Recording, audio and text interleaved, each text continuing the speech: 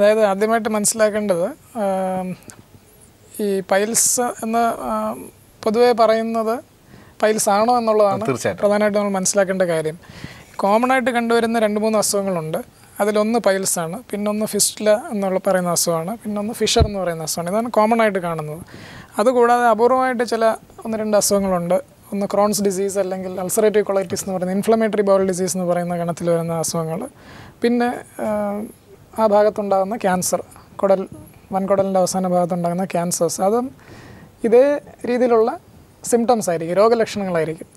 അപ്പോൾ ഇത് ഏതാണ് എന്ന് സമയത്ത് തന്നെ കണ്ടുപിടിക്കേണ്ട ആവശ്യം വളരെ പ്രധാനമാണ്. തീർച്ചയായിട്ടും നമുക്ക് എപ്പോഴും ഈ പൈൽസിനെ കുറിച്ച് നോക്കുമ്പോൾ ഏറ്റവും കൂടുതൽ നമ്മൾ ഓവർ ദ കൗണ്ടർ ട്രീറ്റ്മെൻറ്റ് കിട്ടുന്ന അല്ലെങ്കിൽ മെഡിക്കേഷൻസ് കിട്ടുന്ന ഒരു പ്രധാന അസുഖങ്ങൾ, ഒരു മാർക്കറ്റിംഗ് ഒരു ടെക്നിക്കായിട്ട് യഥാർത്ഥത്തിൽ ഈ പൈൽസ് മാറിയിട്ടുണ്ട്. നമുക്ക് ഒരു പത്രം എടുത്ത് നോക്കിക്കഴിഞ്ഞാൽ നമുക്കറിയാൻ പറ്റും ഒരുപാട് പരസ്യങ്ങൾ പൈൽസ് ഭേദമാകാം അല്ലെങ്കിൽ എന്നുള്ള തരത്തിൽ ഓപ്പറേഷൻ കൂടാതെ ചികിത്സിക്കാം എന്നുള്ള തരത്തിൽ പല രീതിയിലുള്ള ന്യൂസുകൾ അല്ലെങ്കിൽ പരസ്യങ്ങൾ നമ്മൾ ലഭിക്കുന്നുണ്ട്.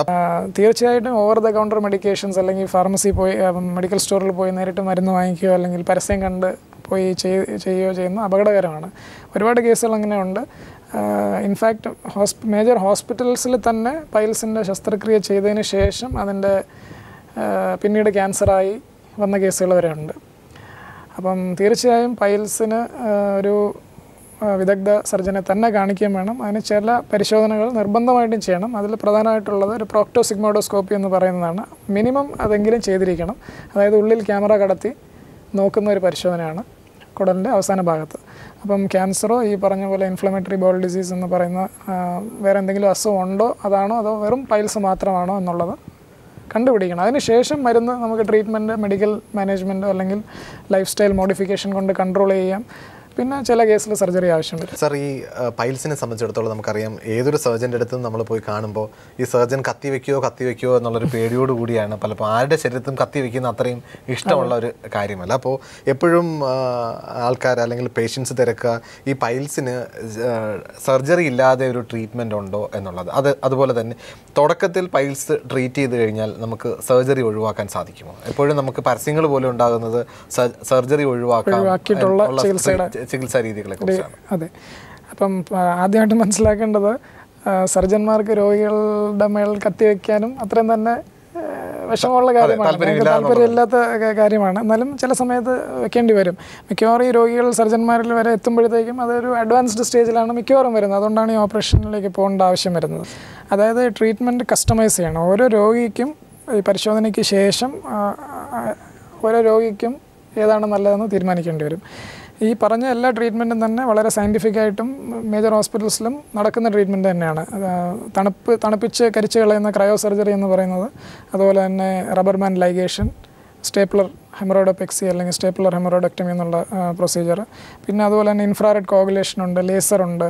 അപ്പോൾ ഇങ്ങനെ പല രീതിയിലുള്ള ട്രീറ്റ്മെൻ്റ് ഉണ്ട്. ഡെഫിനറ്റായിട്ട് ഒരു ഇത് സ്ഥിരമായിട്ട് ചെയ്യുന്ന ഒരു ഹോസ്പിറ്റലിൽ സർജനുമായിട്ട് ബന്ധപ്പെട്ട് അത് പ്രോപ്പറായിട്ട് ഇവാലുവേറ്റ് ചെയ്തതിന് ശേഷമേ ഏത് ട്രീറ്റ്മെൻറ്റാണ് നല്ലതെന്ന് പറയാൻ പറ്റുള്ളൂ. ചില രോഗികൾ ഇതെല്ലാം പറയാറുണ്ട്.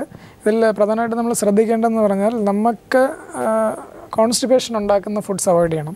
ഏത് ഭക്ഷണമായിരുന്നു ചിലപ്പോൾ അത് അവോയ്ഡ് ചെയ്യേണ്ടി വരും. അത് എല്ലാവർക്കും ഒന്ന് തന്നെ ആയിരിക്കണമെന്നില്ല. ഇപ്പോൾ ചിലർക്ക് ചിക്കൻ കഴിക്കുമ്പോൾ കോൺസ്റ്റിപ്പേഷൻ വരുന്നുണ്ടെങ്കിൽ അത് അവോയ്ഡ് ചെയ്യുകയോ അല്ലെങ്കിൽ കുറയ്ക്കുകയോ ചെയ്യുക. അല്ലെങ്കിൽ അത് കഴിക്കുമ്പോൾ അതിൻ്റെ കൂട്ടത്തിൽ ഫൈബർ റിച്ച് ഫുഡ്സ് കൂട്ടുക. അതായത് കുറച്ച് വെജിറ്റബിൾ സലാഡോ ഫ്രൂട്ട് സലാഡോ അല്ലെങ്കിൽ ഇഷ്ടംപോലെ വെള്ളമോ കുടിച്ചു കഴിഞ്ഞാൽ അതിൻ്റെ ആ ഒരു എഫക്റ്റൊക്കെ നമുക്ക് ന്യൂട്രലൈസ് ചെയ്യാൻ പറ്റും.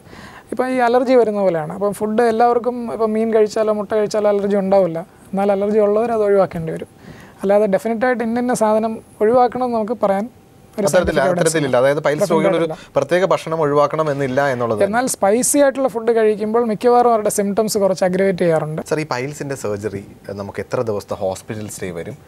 അല്ലെങ്കിൽ പോസ്റ്റ് ഓപ്പറേറ്റീവായിട്ട് വീട്ടിൽ എത്ര ദിവസം റെസ്റ്റ് വേണ്ടി വരും? ഒരു നോർമൽ ആക്ടിവിറ്റിയിലേക്ക് അവർ കടക്കാനായിട്ട് എത്ര ദിവസത്തെ ഒരു നോർമൽ ഒരു സ്കൂളിൽ അല്ലെങ്കിൽ ഓഫീസ് വർക്കിലേക്ക് പോകുന്ന ഒരു വ്യക്തിക്ക് എത്ര ദിവസത്തെ ടൈം യഥാർത്ഥത്തിൽ പൈൽ സർജറിക്ക് വേണ്ടി മാറ്റി വയ്ക്കേണ്ടി വരും? പലപ്പോഴും ഈ ടൈം ആയിരിക്കും പലരെയും ഈ സർജറിയിൽ നിന്ന് മാറ്റി വയ്ക്കുന്ന ഒരു പ്രധാന റീസൺ. അതെ, എല്ലാവരും ചോദിക്കാറുള്ളൊരു ചോദ്യം തന്നെയാണ്. ഇത് ഏത് സർജറിയാണ് ചെയ്യുന്നത് അല്ലെങ്കിൽ ഏത് പ്രൊസീജിയറാണ് ചെയ്യുന്നതെന്ന് അനുസരിച്ചിരിക്കും ഇതിൻ്റെ ഹോസ്പിറ്റൽ സ്റ്റേ അല്ലെങ്കിൽ വീട്ടിലുള്ള റെസ്റ്റ്. ഇപ്പം നമ്മുടെ നേരത്തെ ഉണ്ടായിരുന്ന ഓപ്പൺ സർജറി, അതായത് എക്സിഷൻ ലൈഗേഷൻ പൈൽസ് ആണെന്നുണ്ടെങ്കിൽ ഏകദേശം 1 മാസത്തോളം നമ്മൾ റെസ്റ്റിലായിരിക്കും, ഒരു ലിമിറ്റഡ് റെസ്റ്റെങ്കിലും വേണ്ടി വരും.